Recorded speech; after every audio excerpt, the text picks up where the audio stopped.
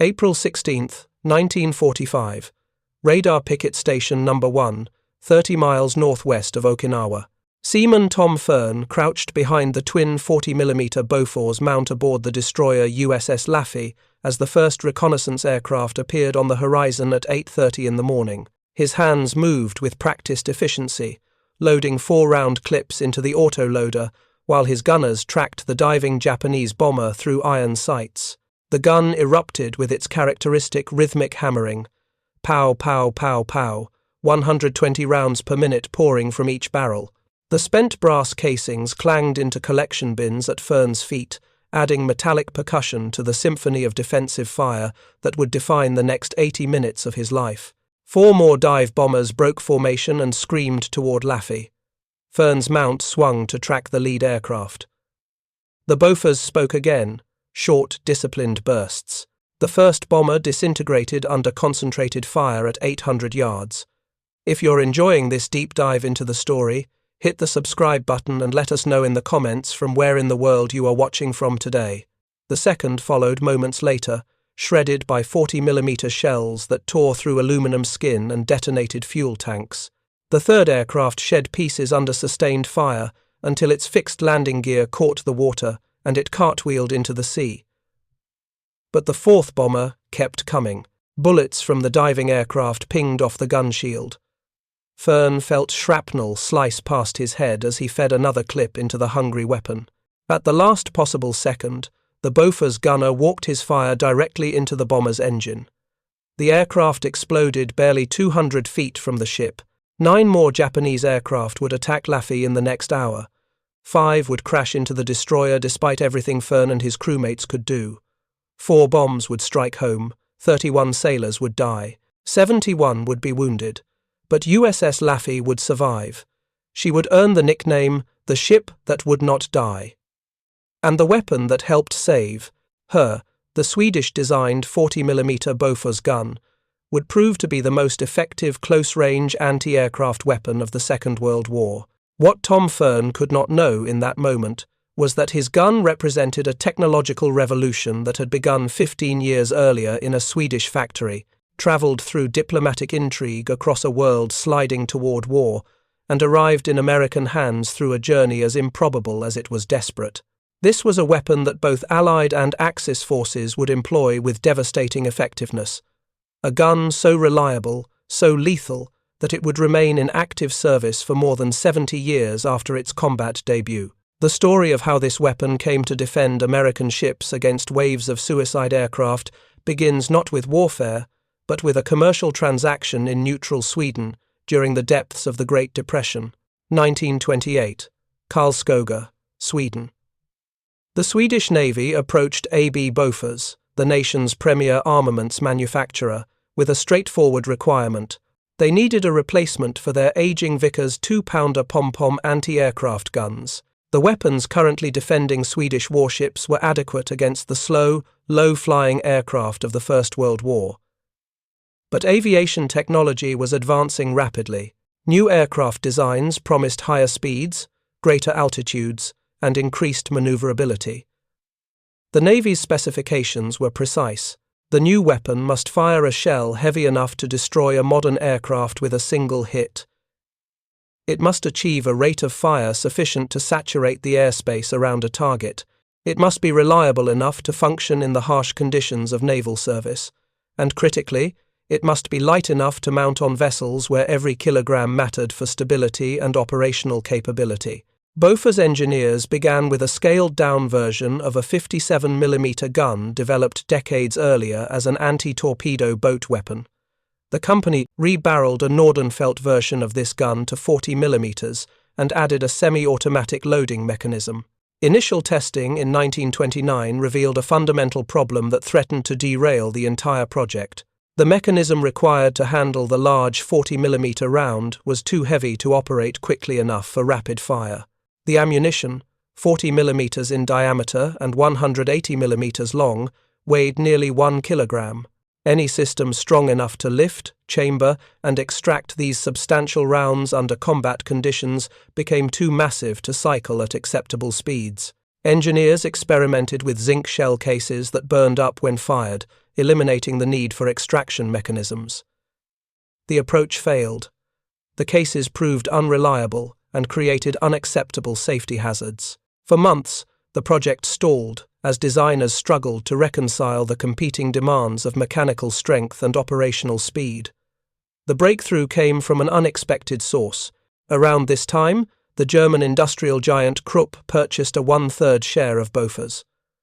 Krupp engineers brought with them expertise in modern metallurgy and precision manufacturing that Swedish facilities lacked.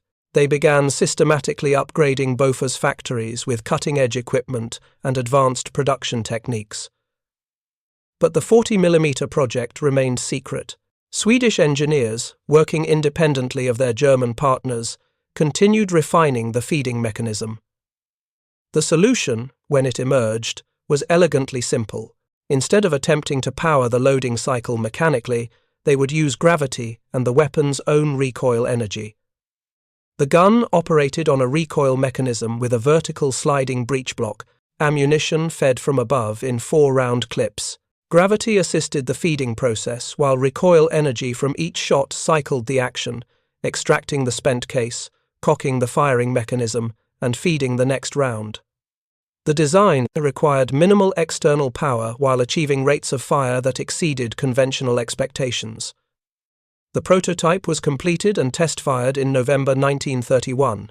By mid-month, it was firing strings of 2 and 3 rounds consistently. Changes to the feed mechanism continued through the end of the year. By December 31st, the weapon was achieving 130 rounds per minute. Further development refined the design for production. In October 1933, the gun completed acceptance trials and entered Swedish service as the 40mm Ivakan Model 32. Most forces would refer to it simply as the Bofors 40mm L60, although the barrel measured 56.25 calibers in length, not the 60 the designation implied.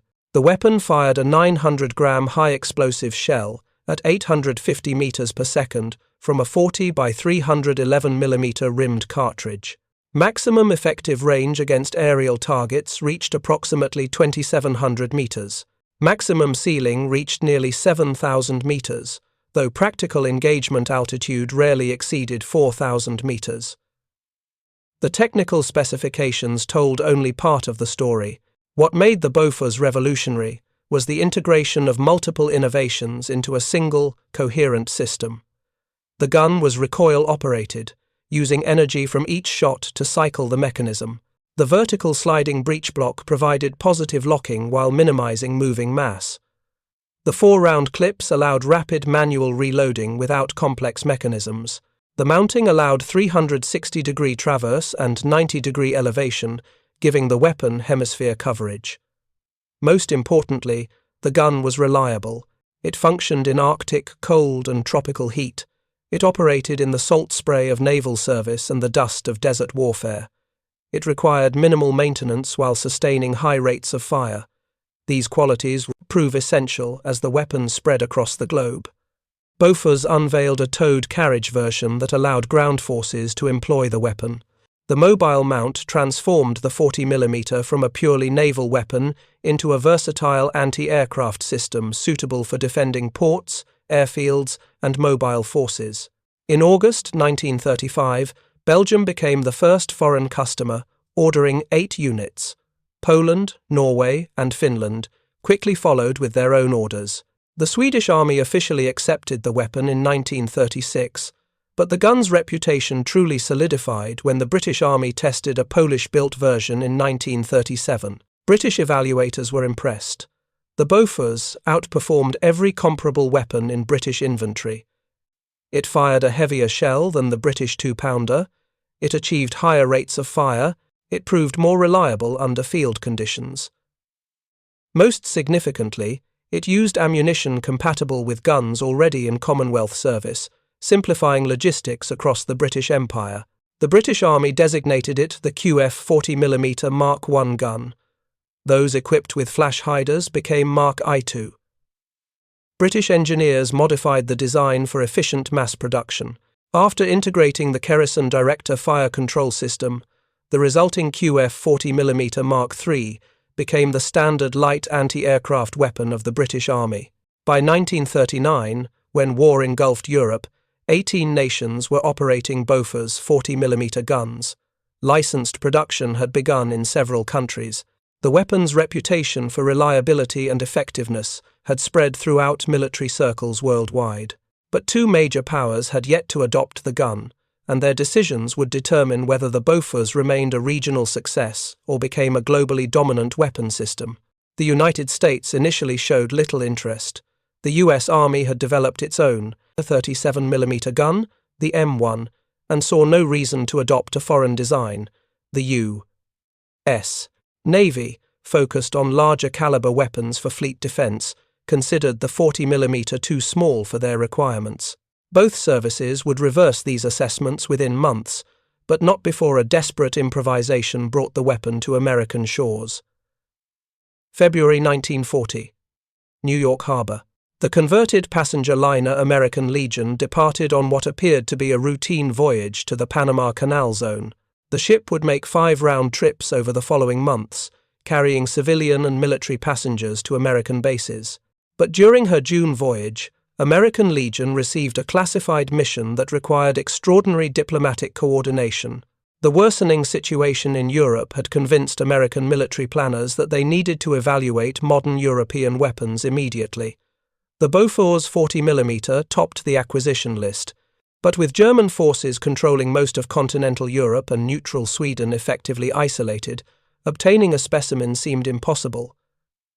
The solution required cooperation from 3 governments. British, Swedish, and Finnish officials secretly arranged for a twin-mount 40mm Bofors, complete with spare parts and 3,000 rounds of ammunition, to be transported by truck the entire length of Sweden. The convoy reached the Finnish port of Petsamo, where American Legion waited. Loading the weapon required Herculean effort under conditions of absolute secrecy. Finnish stevedores worked through the night to bring the heavy gun mount aboard and secure it in a cargo hold. The spare parts and ammunition followed. By dawn, American Legion was ready to depart. She would be the last neutral ship to leave Petsamo before German operations closed the port. The voyage across the Atlantic took 12 days. U.S. Navy destroyers met the liner for the final approach to New York. The Bofors gun was unloaded immediately and shipped to the Naval Proving Ground at Dahlgren, Virginia, where engineers began systematic evaluation. The testing revealed everything American planners hoped to find. The Bofors was lighter than the U.S. Army's 37mm M1. It fired a heavier shell with greater destructive power. It used ammunition compatible with British guns, enabling shared logistics in combined operations. Most impressively, it achieved rates of fire that exceeded American weapon designs by substantial margins.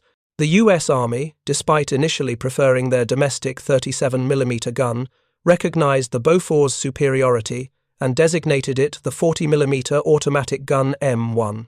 The U.S. Navy, facing the reality of modern aerial warfare, began developing naval versions for shipboard installation.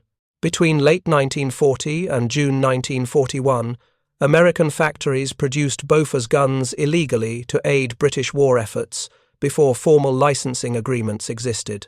This was a calculated violation of neutrality laws that American officials deemed necessary given Britain's desperate situation.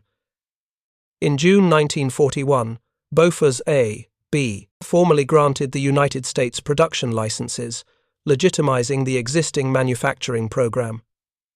American industry scaled up production with characteristic efficiency. Chrysler Corporation became the primary contractor, ultimately manufacturing approximately 60,000 guns and more than 120,000 barrels. By war's end, American, British, Canadian, and Australian factories combined had produced over 150,000 Bofors 40mm guns. The U.S. Navy's adoption required more than simply mounting the gun on ships. Naval environments imposed unique demands: salt spray corroded weapons. Ships rolled and pitched in heavy seas. Magazine space for ammunition was limited. Crews needed protection from enemy fire while maintaining weapon effectiveness. American engineers developed both twin-barrel and quadruple-barrel mounts specifically for naval use. The twin mount paired two guns on a common base with unified fire control. The quadruple mount effectively placed two twin mounts side by side, creating a devastating four-barrel battery. Power operation replaced manual traverse and elevation on most naval installations, allowing faster target tracking. The water-cooled version predominated in U.S. Navy service. Unlike air-cooled versions used by ground forces, the water-cooled guns could sustain fire indefinitely without barrel changes. Seawater circulated through jackets surrounding the barrels, carrying away heat that would otherwise cause warping or failure. This proved essential for extended engagements, where barrel changes were impractical. December 7, 1941. Pearl Harbor, territory of Hawaii. Japanese aircraft struck the U.S. Pacific Fleet at its moorings. The attack demonstrated with brutal clarity that existing American anti-aircraft weapons were inadequate. The 1.1-inch quad mount and 50 caliber machine guns proved ineffective against modern aircraft attacking at speeds and altitudes beyond their design parameters. The attack accelerated Bofors' deployment to emergency priority. Naval authorities cancelled planned testing and rushed production guns to fleet units. By mid-1942, virtually every major U.S. Navy vessel larger than a patrol boat carried at least one Bofors mount. Larger ships bristled with multiple installations. Essex-class aircraft carriers typically mounted as many as 72 Bofors guns in various twin and quad configurations. The British Royal Navy similarly armed its vessels. Through 1942 and 43, Commonwealth factories worked around the clock, producing Bofors mounts for installation on everything from corvettes to battleships.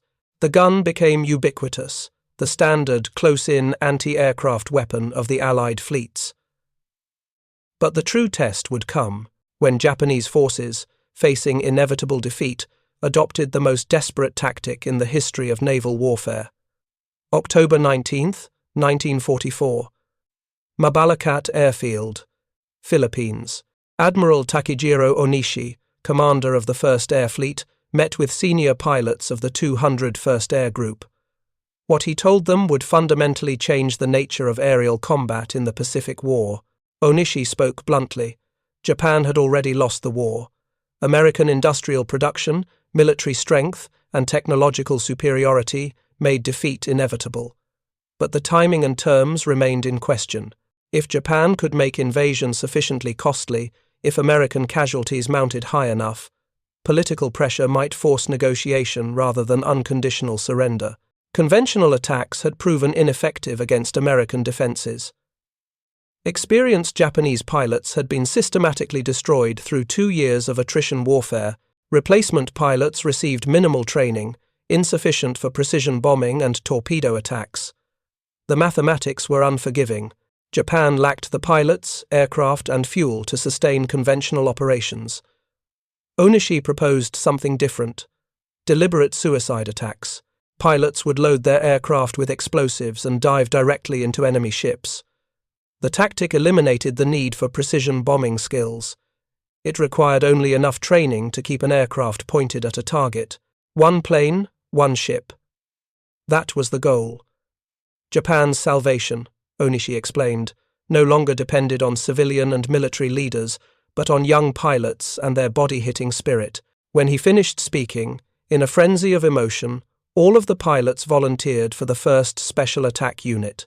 The Kamikaze, named for the Divine Wind Typhoon that destroyed an invasion fleet under Kublai Khan in 1281, had been born. The first organized kamikaze attacks struck during the Battle of Leyte Gulf in October 1944. The tactic caught American forces unprepared. Ships equipped to defend against conventional bombers suddenly faced attackers who did not attempt to escape after releasing weapons. Damaged aircraft continued toward targets, pilots steering through their death throes to complete their mission. Between October 1944 and March 1945, suicide attacks killed more than 2,200 Americans and sank 22 vessels. At Iwo Jima on February 21st, 50 kamikazes from the 601st Air Group sank the carrier escort Bismarck Sea and badly damaged the carrier Saratoga. But these early attacks revealed something critical to American defensive planners. Kamikaze aircraft flew lower and slower than conventional bombers. They followed predictable flight paths in their final approach. They could not maneuver violently while maintaining their attack run. If you find this story engaging, please take a moment to subscribe and enable notifications.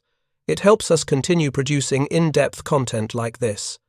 These characteristics made them vulnerable to weapons that conventional bombers could evade through speed and evasive action. The 40mm Bofors proved ideally suited to this threat. Its 120 round per minute rate of fire, combined with the destructive power of its shells, could shred approaching aircraft before they reached their targets. The weapon's maximum effective range of 2,700 meters gave gunners precious seconds to engage. Its hemisphere coverage meant kamikazes attacking from any angle faced concentrated fire. Naval gun crews developed tactics specifically for kamikaze defense. Multiple Bofors mounts would concentrate fire on single targets, creating overlapping kill zones. Gunners learned to walk fire through approaching aircraft rather than attempting to lead moving targets. The high rate of fire meant that even imprecise aim could saturate the airspace around an attacking plane. The psychological dimension of kamikaze defense cannot be overstated. Gun crews faced attackers who welcomed death, who continued pressing home attacks through wounds that would have caused conventional pilots to break off. The only way to stop a kamikaze was to destroy the aircraft so completely that it could not reach its target, even if the pilot remained conscious and determined. March 26, 1945.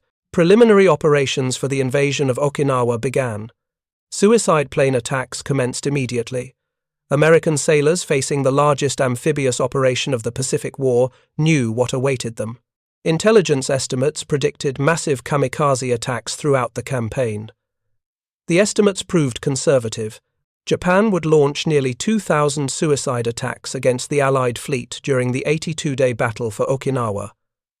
The attacks would represent the most sustained aerial assault on naval forces in history. American ships would face waves of kamikazes day after day, with no respite, no possibility of withdrawal, anchored to their defensive stations by the necessity of supporting troops ashore. April 1, 1945. More than 60,000 soldiers and Marines of the U.S. 10th Army stormed ashore at Okinawa. The landing encountered surprisingly light opposition. Japanese forces, following defensive doctrines developed at Iwo Jima, had withdrawn from the beaches into prepared positions inland. The American fleet supporting the invasion deployed in a vast arc around the island, providing fire support, landing additional troops and supplies, and defending against the aerial assault that intelligence predicted would commence within days. Radar picket stations formed the outer defensive ring. Destroyers equipped with the latest radar systems positioned themselves 30 to 50 miles offshore, providing early warning of approaching Japanese aircraft. These vessels, deliberately positioned to draw attacks away from more valuable carriers and transports, would bear the brunt of kamikaze operations. The destroyers assigned to picket duty knew their role made them priority targets. They carried maximum ammunition loads. Their crews drilled constantly on anti-aircraft procedures. Every gun mount, from 5-inch main batteries to 20mm machine guns, focused on air defense. But the 40mm Bofors formed the backbone of their defensive firepower. April 6, 1945. 3 in the afternoon. Kikusui. Number 1. The first mass kamikaze attack began. 355 kamikaze aircraft and 344 escort fighters launched from airfields across southern Japan. The attackers divided into multiple waves, striking different sectors of the American fleet over a 5-hour period. 22 kamikazes penetrated the combat air patrol shield and defensive fire to strike American ships. 6 vessels sank outright. 18 sustained damage ranging from minor to catastrophic. The destroyers Bush, Colquhoun, and Emmons were lost. LST-447, the cargo ship Hobbs Victory, and Liberty ship Logan Victory joined them on the bottom. The attacks revealed the limitations of existing defenses. Combat air patrols could not intercept every kamikaze. Radar-directed 5-inch guns provided long-range defense, but their relatively slow rate of fire meant they could engage only a fraction of incoming aircraft. The 20mm Oerlikon cannons, while rapid firing, lacked the range and hitting power to reliably stop kamikazes before they reached their targets. The 40mm Bofors occupied the crucial middle ground.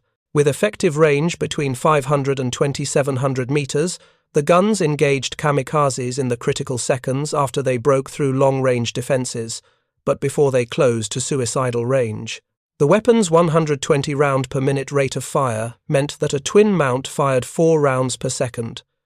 A quad mount doubled that to 8 rounds per second. Those numbers translated to devastating effectiveness. A kamikaze flying at 250 knots covered approximately 128 meters per second. At 2700 meters range, a twin Bofors mount had approximately 21 seconds to engage. At 120 rounds per minute, that meant 42 rounds from a single barrel, 84 from a twin mount, 168 from a quad mount. Not every round hit, of course, but the volume of fire meant that even marginal accuracy produced multiple strikes on target, and unlike 20mm rounds that might punch through an aircraft without causing catastrophic damage, 40mm shells detonated on impact. Each hit represented nearly 1 kilogram of high explosive, detonating inside the target. Wing spars shattered, fuel tanks exploded, control surfaces disintegrated. Aircraft struck by multiple 40mm rounds simply came apart in mid-air. April 16th, 1945, 8:30 in the morning. USS Laffey, a Sumner-class destroyer, stood watch at radar Picket Station Number One, 30 miles northwest of Okinawa. The ship had already earned 3 battle stars for operations at Normandy, Leyte Gulf, and Iwo Jima. Her crew, led by Commander Frederick Julian Beckton, considered themselves veterans who had seen everything modern warfare could throw at them. They were wrong. The morning began quietly. An Aichi D-3A Val dive bomber appeared for reconnaissance. When Laffey's gunners opened fire, the aircraft jettisoned its bomb and departed. Moments later, 4 more D-3As broke formation and dove toward the destroyer. Laffey's gun crews had trained for exactly this scenario. The 5-inch main battery engaged at maximum range. As the aircraft closed, the 40mm Bofors mounts opened fire. The distinctive hammering of the Swedish guns echoed across the water as spent brass casings clattered onto deck plates. 2 D-3 as attacking from the starboard bow disintegrated under concentrated fire. The 40mm guns literally tore them apart, walking fire through fuselage and wings until the aircraft broke up from structural failure. 2 more attacked from the stern. 1 shed pieces under sustained fire until its landing gear caught the water and it cart-wheeled into the sea. The gunners destroyed a Yokosuka D-4Y, making a strafing approach on the port beam. For 3 minutes, Laffey's defensive fire had proven unstoppable. Then the mathematics of kamikaze warfare caught up with her. More aircraft appeared on radar. The attacks came from multiple directions simultaneously. No matter how effective the Bofors guns proved, they could not engage every target. Gunners had to choose which threats to prioritize, which aircraft to let through while concentrating fire on the most dangerous approaches. At 8:43, a D-3A crashed into a 40mm mount on the port side. The impact killed 3 men and destroyed 2 Bofors guns, along with several 20mm positions. Immediately afterward, another D-3A struck the aft 5-inch mount. The plane's bomb detonated the powder magazine, destroying the gun turret and causing a major fire. Another D-3A, its left wing already ablaze from Bofors fire, crashed into the burning aft mount. A bomb from a different aircraft jammed Laffey's rudder 26 degrees to port. 2 more kamikazes struck in rapid succession. The ship was burning, flooding, and unable to steer. But the 40mm guns kept firing. Gun crews worked through flames and shrapnel, loading clips, tracking targets, sending streams of shells toward aircraft that seemed to fill the sky. Seaman Tom Fern, manning a midship mount, fought fires between engagements, then returned to his position to feed ammunition when the next wave appeared. Boatswain's mate Calvin Wesley Clower, burned and cut by shrapnel, refused medical treatment. He shuffled from the wardroom where the ship's doctor treated more seriously wounded men and returned to his mount. His shipmates needed him. He could handle pain. For 80 minutes the attacks continued. 22 Japanese aircraft struck at USS Laffey. 9 tried conventional bomb runs. 13 conducted kamikaze attacks. The Bofors mounts destroyed 9 kamikazes and contributed to damaging several others. Combat air patrol fighters shot down additional attackers, but 6 kamikazes struck home, 4 bombs hit. The destroyer absorbed punishment that would have sunk most vessels. When the attacks finally ended, 31 of Laffey's crew lay dead. 71 more were wounded. The ship was on fire from stem to stern, listing to port, unable to steer. Commander Beckton surveyed the damage and made a decision. When his communications officer asked if they would have to abandon ship, Beckton snapped, "No, I'll never abandon ship as long as a single gun will fire." A nearby lookout whispered just loud enough to be heard, "And if I can find one man to fire it." Laffey survived. Damage control parties contained the fires. The crew managed to restore steering control. Other destroyers took the crippled ship under tow and brought her to Karama-Reto anchorage. From there, she sailed to Saipan, then across the Pacific to Tacoma, Washington, for repairs. The destroyer that should have died had lived to sail again. USS Laffey's ordeal represented an extreme case. Not every ship faced 22 attackers in 80 minutes, but her survival demonstrated what determined crews with effective weapons could accomplish against overwhelming odds. Post-action analysis credited the Bofors guns with saving the ship, without their concentrated firepower destroying kamikazes before impact, without the psychological effect of their relentless fire forcing Japanese pilots to approach from suboptimal angles. Laffey would have taken additional hits that no damage control effort could overcome. Similar stories played out across the fleet. The destroyer USS Kasin Young, struck by 2 kamikazes on April 12th, survived because her Bofors mounts destroyed 8 other attackers. The destroyer USS Hugh W.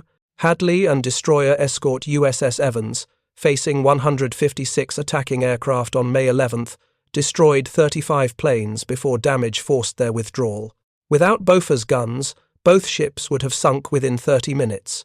The statistics from Okinawa document the weapon's effectiveness precisely. Between April 1st and June 22nd, 1945, kamikaze pilots managed to sink 26 U.S. and Allied ships and damage 225 others. Out of 793 kamikazes that attacked, 181 hit their targets, a 23% success rate. An additional 95 achieved damaging near misses, but consider what these numbers mean. 77% of kamikaze attacks failed to inflict any damage whatsoever. The majority of these failures resulted from aircraft being destroyed by defensive fire before reaching their targets. The 40mm Bofors accounted for a substantial portion of these kills. Post-war analysis estimated that Bofors guns destroyed more kamikaze aircraft than any other weapon system at Okinawa, except combat air patrol fighters. The guns proved more effective than 5-inch main batteries firing proximity-fused shells. They outperformed 20mm cannons by substantial margins. The Bofors occupied the sweet spot of engagement envelope, range, and destructive power that made it the ideal kamikaze defense weapon. The Navy telegraphed Chrysler Corporation with serial numbers of guns whenever they shot down an aircraft. This practice, unique in naval procurement history, reflected the service's satisfaction with the weapon. No other gun system received similar recognition. The Bofors had proven itself in the crucible of sustained combat against an enemy who welcomed death. Japanese pilots noticed the difference, though they could not understand its cause. Post-war interrogations of surviving kamikaze pilots revealed that many believed American ships had somehow developed new defensive technology in early 1945. They reported that anti-aircraft fire had become impossibly dense, that approaching ships became more difficult and dangerous than earlier in the war. They were correct, though not for the reasons they imagined. American ships had not developed revolutionary new technology. they had simply deployed more Bofors guns in quad mounts with properly trained crews. The weapon's reliability meant that guns continued functioning through prolonged engagements. Its sustained rate of fire meant that gunners could engage multiple targets in rapid succession. Its destructive power meant that hits consistently destroyed attackers. The crew requirements deserve examination. A twin 40mm mount required a crew of 7 men in naval service: gun captain, pointer, trainer, 2 first loaders, and 2 second loaders. Ready service ammunition was held in racks welded to the gun tub, a steel bulwark built around the mount to protect the crew. When the ready racks were depleted, ammunition passers refilled them from magazines below. The quad mount required 11 men, essentially 2 twin-mount crews working in coordination with a single gun captain overseeing both pairs of guns. This larger crew allowed sustained fire for extended periods, though it also meant more men exposed to enemy fire. The gun captain controlled overall mount operation and target selection. The pointer aimed in elevation, tracking aircraft vertically. The trainer controlled traverse, tracking aircraft horizontally. The first loaders inserted 4-round clips into the autoloader mechanism. The second loaders retrieved clips from ready racks and handed them to the first loaders. Ammunition passers, as needed, brought additional clips from below decks. This division of labor allowed sustained fire at maximum rate. As soon as one 4-round clip emptied, the next was ready for insertion. Experienced crews could maintain close to the theoretical 120 rounds per minute, limited only by how quickly loaders could physically manipulate the clips. The gravity-fed system meant no complex mechanisms to jam or fail. If a loader could place the clip in the receiver, the gun would fire. The shells themselves used impact fuses. Unlike the proximity fuses developed for 5-inch shells, 40mm ammunition relied on direct contact to detonate. Each projectile was essentially a miniature bomb. The shell's thin walls contained high explosive filler. Upon impact with a target, the fuse detonated the explosive charge, fragmenting the shell casing and creating a spherical pattern of shrapnel. Against aircraft, this proved devastating. The combination of kinetic energy from impact and explosive fragmentation literally ripped aircraft apart. Wing spars snapped, control surfaces disintegrated, engines seized as fragments sliced through cylinder walls and fuel lines. Pilots died as shrapnel tore through cockpits. A single 40mm hit might not guarantee a kill, but multiple hits invariably brought down the target. The gun's maximum effective range of 2,700 meters corresponded roughly to 12 seconds of flight time for a kamikaze approaching at typical speed. In those 12 seconds, a twin mount could fire 24 rounds. A quad mount could fire 48 rounds. Experienced gunners achieved hit rates approaching 20% at ranges beyond 1,000 meters, increasing to 50% or better at ranges under 500 meters. These percentages translated directly to survival probabilities. A kamikaze facing 4 twin Bofors mounts, each firing for 12 seconds, would encounter 96 shells in its approach. At 20% hit rate, that meant 19 hits. No aircraft could survive 19 40mm explosive shells. Most succumbed to far fewer. Of course, not every engagement allowed 12 seconds of firing time. Aircraft approaching from multiple directions divided gunner attention. Kamikaze tactics evolved to exploit this reality. Coordinated attacks from different angles meant that destroying one aircraft required shifting fire away from others. Some kamikazes approached at wave-top altitude, where optical tracking became difficult. Others dove from high altitude, using speed to minimize exposure time. But even these evolved tactics could not overcome the fundamental mathematics of engagement. More Bofors guns meant higher probability of destroying attackers before impact. Ships with 8 or more 40mm mounts created overlapping fields of fire that proved nearly impenetrable. Kamikazes might penetrate occasionally through sheer numbers, but the cost in aircraft destroyed made such attacks unsustainable. The Pacific War ended in August 1945 before Operation Downfall, the planned invasion of Japan, could be executed.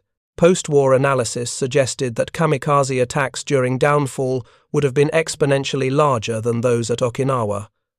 Japanese planners had reserved thousands of aircraft specifically for homeland defense. These forces would have launched suicide attacks with intensity that dwarfed anything previously seen. American planners prepared accordingly.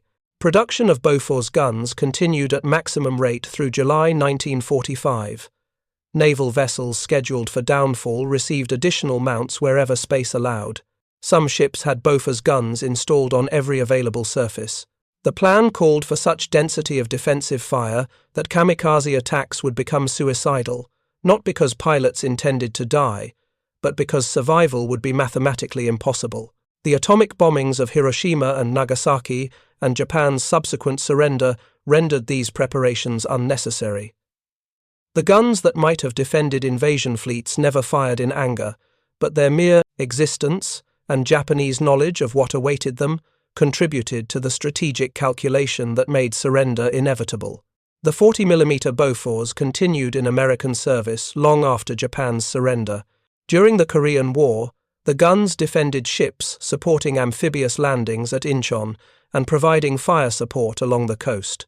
At the blockade of Wonsan, which lasted from February 1951 through July 1953, Bofors-equipped destroyers and cruisers maintained continuous presence under threat of shore batteries and mines.